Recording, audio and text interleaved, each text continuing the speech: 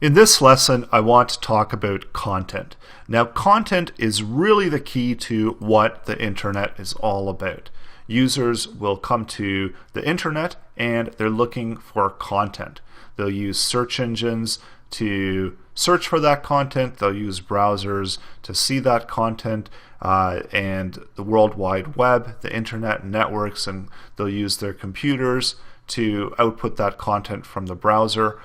So this is the path that everything flows, and we see that at the top here we've got content, at the bottom here we've got computers, and then besides the computers we're going to actually have the users of those computers that are digesting that content. So content is really the key to everything on the internet. And also content is what's important when you're trying to create websites. You've got to think of what content you're going to be creating, think of how often you're going to be creating content, and think of what content your visitors would be expecting on your website. Keep content updated so that search engines are coming back frequently, and the more content you've got, the more good content you have, the better your website will do. So content should always be unique within the website and even across the internet. It's not a good idea to copy something from a website and paste it on your own website. That's not going to do well within search engines. And we can see that when we take something like a phrase here from Wikipedia, we go over to a website like copycheck.cc and we do a check on it, and it will immediately pull up where this content is and how many websites are using it. And something like this, we can obviously tell that it's originated on Wikipedia here, so we've got several different sources that are using that content, and Google employs that same type of technology where it cross-checks your content with other web pages, and it will quickly determine if that content is being used elsewhere.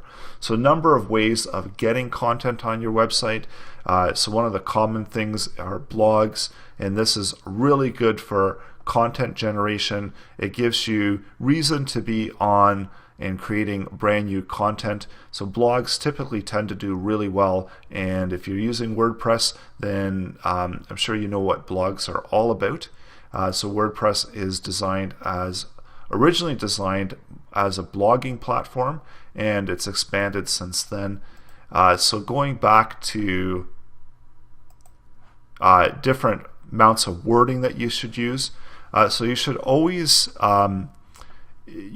try to have at least 800 characters of unique content or more if possible. So obviously the more content, the better. So try to write unique articles, but don't overdo it.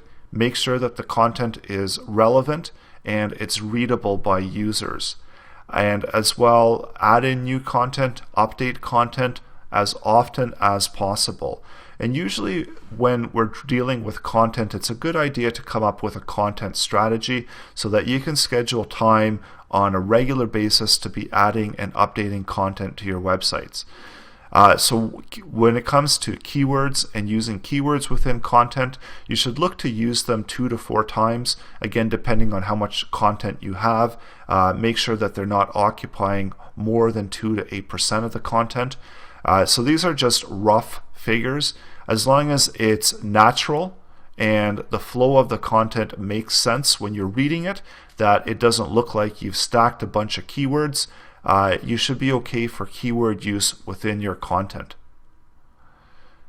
So along with those tips, text should always be visible to both users and search crawlers. So don't hide text. Make sure that whatever text you're writing is visible to users and search crawlers. You don't want to differentiate that, because if that gets picked up, then that's going to look suspicious to the search crawlers. Also, using bold. You can use bold 1 to 2 times to give extra weight to wording. Also, the number of content updates that you're doing, frequency of updates, and how much you're updating. And one other thing, make sure that you're using proper grammar and spelling. So that's going to be important when it comes to how the search engines are going to be interpreting the content on your website. And remember that content is always king, so it's one of the most important factors, and in fact it is what the internet is based on, because search wants to return the most relevant content to people coming in to search for content, and as well your website should be delivering that content that the search engine is expecting to be delivered within that page. So do concentrate on content and regular updates of content. And again, we can go back here and we can get some cues on what's important.